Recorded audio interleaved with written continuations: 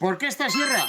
Nunca falta en mi maleta de herramientas. Porque para colocar tarima, por ejemplo, es tan fácil como que mides, marcas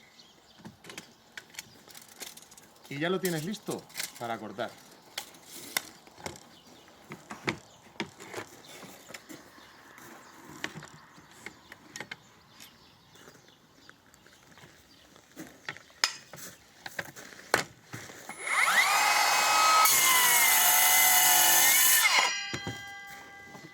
Y a colocar.